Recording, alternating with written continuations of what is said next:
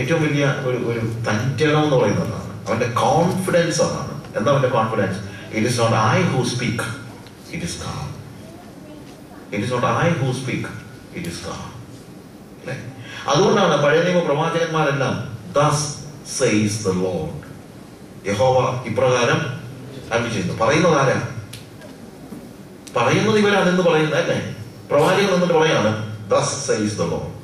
എന്താ അവന് പറയാനുള്ള അവകാശം? അത് പറയുമ്പോൾ അവൻ പറയാണ് it is not my words, എന്റെ വാക്കുകളല്ല. thus says the Lord. ഒരു പ്രസംഗകന്റെ ഏറ്റവും വലിയ തന്റേണം എന്ന് പറയുന്നത് അവന്റെ വാക്കുകൾ ദൈവത്തിന്റെ വാക്കുകളാണെന്നുള്ള തിരിച്ചറിവാണ്. ചുമ്മാ പറഞ്ഞിട്ട് ദൈവം പറയുന്നത് പറയുന്നതല്ല. അതിപ്പോ എല്ലാവരും പറയും എന്റെ ആത്മാവ് അത്രേ പറയുന്നത് പ്രവാചകന്മാർ പറയും. അവരുടെ ആത്മാവാന്നുള്ളത് നമ്മൾ മനസ്സിലാക്കിക്കോണം. പറയുന്ന കാര്യം എന്റെ ആത്മാവ് അത്രേ പറയുന്നത്. ചിലപ്പോ സ്വന്തം ആത്മാവിൽ പറഞ്ഞിട്ട് എന്താ പറയും? എന്റെ ആത്മാവ് ശരിയാ, അവരുടെ ആത്മാവായിരിക്കും. അതല്ല പറയുന്നത്. എന്ത്? യഹോവ ഇപ്രകാരം അരുളി ചെയ്യുന്നു എന്ന് പറയാനുള്ള തന്നെയാണ്. അപ്പോൾ ആര് പ്രസംഗിച്ചാലും കേൾക്കുന്നത് എന്താണ്? It is God's word. ദൈവത്തിന്റെ വചനമാണ് കേൾക്കുന്നത്, ദൈവത്തിന്റെ വചനം. ഇവിടെ അത് പ്രസംഗങ്ങൾക്ക് ഉണ്ടാകേണ്ട ഒരു കോൺഫിഡൻസ് ആണ് ഒന്നാമതായിട്ട്. അല്ലാത്ത ഒരാൾ ശരിക്കും പറഞ്ഞു കഴിഞ്ഞാൽ എന്താണ്? He has no right to speak to the people. അല്ലെങ്കിൽ you are robbing the time of people. വെറുതെ നിങ്ങൾക്ക് പറയാനുള്ള എന്നോട് പറയാനാണോ ഈ പാവം പിടിച്ച മനുഷ്യരെ വിളിച്ചു കൂട്ടി എന്താ അവരുടെ സമയമെല്ലാം കളഞ്ഞിട്ട്? When you are saying something on your own, you are robbing the time of people. ലോകത്തിലെ ഏറ്റവും മാരകമായ കുറ്റകൃത്യം എന്ന് പറയുന്നത് മനുഷ്യന്റെ സമയം അപഹരിക്കുന്നതാണ്. മനുഷ്യന്റെ സമയം അപഹരിക്കുന്നതാണ്. അല്ലേ? മിക്ക സമയത്തും പലപ്പോഴും സംഭവിക്കുന്നതാണ്. They are not speaking the word of God. ദൈവത്തിന്റെ വചനമല്ല പറയുന്നത്. എന്തെങ്കിലും പറഞ്ഞിട്ട് മനുഷ്യൻ വന്നിരിക്കുകയല്ലേ, അവര് ദൈവത്തിന്റെ വചനം കേൾക്കാൻ വന്നിരിക്കുകയാണ്. അപ്പൊ അതുകൊണ്ട് when you hear, you need to know that you are hearing the word of God. ദൈവത്തിന്റെ വചനമാണ് കേൾക്കുന്നത്. ദൈവത്തിന്റെ വചനം പറഞ്ഞു കഴിഞ്ഞാൽ ഇറ്റ് ഇസ് ആ പ്രസംഗകന്റെ കോൺഫിഡൻസ് ആണ്. അതാണ് വാസ്തവത്തിൽ നമ്മുടെ സഭകളിൽ നടന്നുകൊണ്ടിരുന്നത്. അതാണ് നടക്കേണ്ടത്. അല്ലാതെ പ്രസംഗിക്കാനായിട്ട് നിൽക്കാനായിട്ട് പാടില്ല. ഡി എൻ മോഡിയുടെ ഒരു ഷോ, ഞാൻ have written A book on D N Modi. അതിനുവേണ്ടി ഞാൻ ഡി എൻ മോഡിയുടെ ഓൾമോസ്റ്റ് അദ്ദേഹം എഴുതിയിട്ടുള്ള പുസ്തകങ്ങളും അതുകൂടാതെ അദ്ദേഹത്തെ കുറിച്ചിട്ടുള്ള സകല ബയോഗ്രഫീസും എല്ലാം വായിക്കുന്നത് ഒത്തിരി സ്റ്റോറീസ് എനിക്ക് കളക്ട് ചെയ്യാനായിട്ട് പറ്റി. ഒരിക്കൽ ലണ്ടൻ പട്ടണത്തില് അദ്ദേഹം ചെന്ന് പ്രസംഗിക്കാനായിട്ട് പ്ലാൻ ചെയ്യുന്ന സമയത്ത് ലണ്ടനിലെ ഡി എം മോഡിയെ അവർ അക്സെപ്റ്റ് ചെയ്യാൻ തയ്യാറല്ലായിരുന്നു. എന്താണെന്ന് വെച്ചാൽ ഒന്നാമത്തെ കാര്യം, he didn't have any language skills. പ്രസംഗിക്കാനുള്ള ശരിക്കും പറഞ്ഞു കഴിഞ്ഞാൽ എന്താണ്, ബ്രിട്ടീഷ് പീപ്പിൾ അവർക്ക് ഭയങ്കരമായിട്ട് ബ്രിട്ടീഷ് വേയിൽ ഇംഗ്ലീഷ് പറയണം. അതിന്റെ ലാംഗ്വേജ് അല്ലെങ്കിൽ ഗ്രാമറും മറ്റുള്ള കാര്യങ്ങളും എല്ലാം അവർക്ക് ഭയങ്കര ഇതാണ്. പക്ഷെ ഡി എൻ മോഡിയെ സംബന്ധിച്ചിടത്തോളം അങ്ങനെ പറയുന്നതിനകത്ത് ഒരു ഗ്രാമറും ഇല്ല, ഒന്നുമില്ല. And people were not ready to accept him. And also D N Modi was not irreverent. അതാണ് അടുത്ത പ്രശ്നം. ഡി എൻ മോഡി എന്തല്ല, റെവറന്റ് ഡി എൻ മോഡി അല്ല. he was a normal person. അത് അവർക്ക് ബ്രിട്ടീഷുകാരെ തമ്മിൽ അവർ ഒത്തിരി ഫോർമാലിറ്റീസിൽ ഇങ്ങനെ വിശ്വസിക്കുന്നതാണ്. അതുകൊണ്ട് എന്താണ് ഒരു ലേമാൻ പ്രീച്ച് ചെയ്യുന്നത് അവർക്ക് സഹിക്കാൻ പറ്റത്തില്ല. അതുകൊണ്ട് ലണ്ടനിലെ മീറ്റിംഗ് സംഘടിപ്പിക്കുന്നതിന് മുമ്പായിട്ട് ഡി എൻ മോഡി അവരോട് ആവശ്യപ്പെട്ടത് ഇവിടെയുള്ള എല്ലാ ചർച്ചസിനെയും എൽഡേഴ്സ്, പാസ്റ്റേഴ്സ് എല്ലാം ഒരുമിച്ച് കൂടി എന്നെ ഇൻവൈറ്റ് ചെയ്താലേ ഞാൻ അവിടെ പ്രസംഗിക്കുള്ളൂ. അപ്പൊ എല്ലാവരും കൂടി ഒരുവിധം എന്താണെങ്കിലും somebody was conducting that meeting and he was addressing that community. അവരുടെ ആ എൽഡേഴ്സിന്റെ ഒരു സമൂഹത്തില് അദ്ദേഹം പ്രസംഗിച്ച കൂട്ടത്തിൽ അദ്ദേഹം ഒത്തിരി കാര്യങ്ങൾ അവർക്ക് ഫ്ലോറിൽ നിന്ന് എന്ത് ചോദ്യങ്ങൾ വേണം ചോദിക്കാൻ, ചോദ്യങ്ങളെല്ലാം ചോദിച്ചു. ഫൈനലി എല്ലാവരും സാറ്റിസ്ഫൈഡ് ആയി. എന്നിട്ട് അദ്ദേഹം ഡി എൻ മോഡി മുന്നിലുള്ള ആളുകളോട് ചോദിച്ചു, do you think that London is fit for Modi? മോഡിക്ക് പ്രസംഗിക്കത്തക്ക രീതിയിൽ ലണ്ടൻ ഒരുങ്ങി കഴിഞ്ഞു എന്ന് നിങ്ങൾ ചിന്തിക്കുന്നുണ്ടോ? അദ്ദേഹം പറഞ്ഞു യെസ്. പക്ഷെ അദ്ദേഹം തിരിച്ചു വന്നത്, പക്ഷേ ലണ്ടന് വേണ്ടി മോഡി ഒരിക്കലും ഒരുങ്ങിയിട്ടില്ല. എന്നിട്ട് അദ്ദേഹം പറഞ്ഞു, എന്നാൽ യേശു കർത്താവിന് ലണ്ടനിലെ ജനങ്ങളോട് സംസാരിക്കാനുണ്ട്. അതുകൊണ്ട് സംഭവിക്കാൻ പോകുന്ന എന്നാണെന്ന് ചോദിച്ചു കഴിഞ്ഞാൽ, Jesus is coming and preach to you using Modi as his shoes. മോഡിയെ പാതകമാക്കിക്കൊണ്ട്, ഒരു ചെരുപ്പാക്കിക്കൊണ്ട് യേശു വന്ന് പ്രസംഗിക്കാൻ പോവുകയാണ്.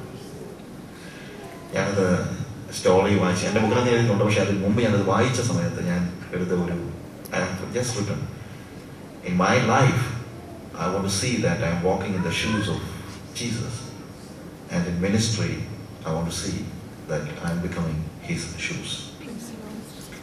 ജീവിക്കുമ്പോൾ അവന്റെ ഷൂവിൽ, അതാണ് വാസ്തവത്തിൽ അവൻ നടന്നതുപോലെ നടക്കുകയും മിനിസ്ട്രിയിൽ, ശുശ്രൂഷയിൽ അവന്റെ ഷൂ ആയി നിൽക്കാനും കഴിയണമെന്നുള്ളതാണ് എന്റെ പ്രാർത്ഥന. സംസാരിക്കുന്ന ആരാണ്? It is Jesus. നടക്കുന്ന ആരാണ്? It is Jesus. നമ്മൾ ആര് മാത്രമാണ്? അവന്റെ പാദുകങ്ങൾ മാത്രമാണ്. അവന്റെ പാദുകങ്ങൾ മാത്രം. ശരിക്കും ഏതൊരു വിശ്വാസിയും മനസ്സിലാക്കേണ്ട, അറിയേണ്ട, അനുഭവിക്കേണ്ടതായ കാര്യം അതാണ് വാസ്തവത്തിൽ സ്പിരിച്വാലിറ്റി എന്ന് പറയുന്നത്. അതാണ് ആത്മീയത. എന്ത്? We are becoming his shoes and people are seeing not us. When they look at us, they are seeing Jesus. ജനങ്ങൾ നമ്മളെ നോക്കുമ്പോൾ യേശുവിനെ കാണുന്നതായ ഒരവസ്ഥയാണ്. ആ അവസ്ഥ ഉണ്ടാകണമെങ്കിൽ അതിന് ഭയങ്കര ഡിസിപ്ലിൻ ആവശ്യമുണ്ട്. അതുകൊണ്ട് പറയാണ്, ഇടുക്കുവാതിലൂടെ അകത്ത് കിടക്കും. ഈ പറഞ്ഞ വാക്കുകൾ ശരിക്കും യേശു കർത്താവ് പറഞ്ഞ, ഇതിനു മുമ്പ് പറഞ്ഞിട്ടുള്ള ഈ ബലിപ്രഭാഷണത്തിൽ പറഞ്ഞ കാര്യങ്ങളെല്ലാം കൂടെ വായിച്ചു കഴിഞ്ഞാൽ അനാത്മീകനായ ഒരുത്തന് തലയ്ക്ക് വട്ടുപിടിച്ചില്ലെങ്കിലേ അത്ഭുതമുള്ളൂ. ശരിക്കും ഇറ്റ് വിൽ ഫ്രസ്ട്രേറ്റ് യു. അല്ലെങ്കിൽ നിങ്ങൾക്ക് മനസ്സിലാകരുത്. മനസ്സിലായാൽ തലയ്ക്ക് വട്ടുപിടിച്ചു. അനാത്മീകനായ ഒരാൾ, ഒരു സ്വാഭാവികമായി ഒരു മനുഷ്യൻ അംഗീകരിക്കാനോ അനുഭവിക്കാനോ ജീവിക്കാനോ കഴിയാത്തതായ ഒരു സന്ദേശമാണ് യേശു കർത്താവ് നൽകിയത്.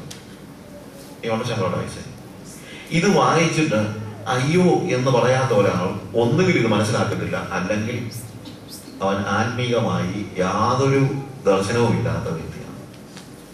എങ്ങനെയാണ് ഇതുപോലെ ജീവിക്കാൻ പറ്റുന്നത്? You think that it is an easy way? No way. It's not an easy way. It's not an easy way. ഭയങ്കരമായിട്ട് സ്ട്രഗിൾ ചെയ്യണ്ട. അതുകൊണ്ടാണ് ലൂക്കോസിന്റെ സുവിശേഷത്തിൽ ഇതേ ഭാഗം തന്നെ പറയുമ്പോഴത്തേക്ക് അതിന്റെ 21-ാം അധ്യായം,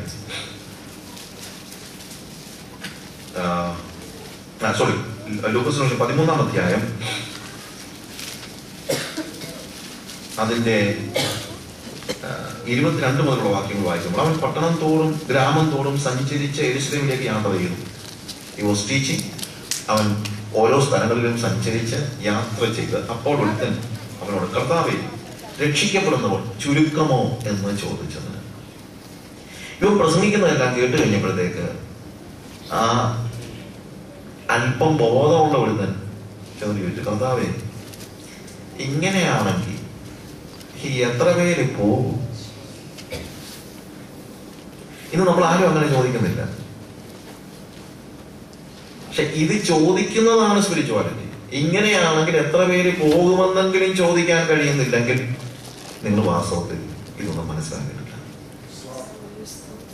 ഇങ്ങനെയാണെങ്കിൽ എത്ര പേര് പോകും? കാര്യം അവന്റെ വഴി എന്ന് പറയുന്നത് ഇടുക്കമുള്ള വഴിയാണ്. It's not a wide way, it is a narrow വേ.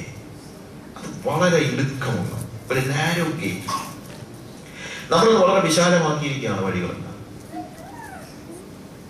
ആർക്കും കടന്നു വരാവുന്ന രീതിയിൽ. നമുക്കിന്ന് ഇന്നത്തെ ഒരു വലിയൊരു പ്രത്യേകത ഉണ്ടല്ലോ, we need more people. നമ്മുടെ ഈ സമൂഹത്തെ പറ്റിയിരിക്കുന്ന വലിയൊരു പാളിച്ചയുണ്ട്. പാളിച്ചയെന്ന് നമ്മൾ പറയുന്നത് ശരിയാകത്തില്ലായിരിക്കും, ലോകത്തിനകത്ത് പാളിച്ചയുണ്ടായിരിക്കും. പക്ഷെ ആത്മീയമായ ലോകത്തിന്റെ കാര്യം തന്നെ, we have everything in a mega way. We have mega stadium, mega mart, mega star, mega movie, എല്ലാം മെഗായാണല്ലേ, മെഗാ വേയിൽ. എന്നൊരു ചെറിയ ചെറിയ കടയിൽ നമുക്കൊരു സാധനം വാങ്ങിക്കാൻ നമുക്ക് മനസ്സില്ല, നമ്മൾ എങ്ങോട്ട് പോയിരുന്നു? മെഗാമാർട്ട് നമ്മുടെ ഷോപ്പ് ഉണ്ട്, അതിനെ പറഞ്ഞത്. അല്ലെങ്കിൽ എന്താണ് hyper, everything is in a mega way. അപ്പൊ അതുകൊണ്ട് നമ്മൾ പറയുന്നത് എന്താണെന്നറിയാമോ? Church also should be a mega church.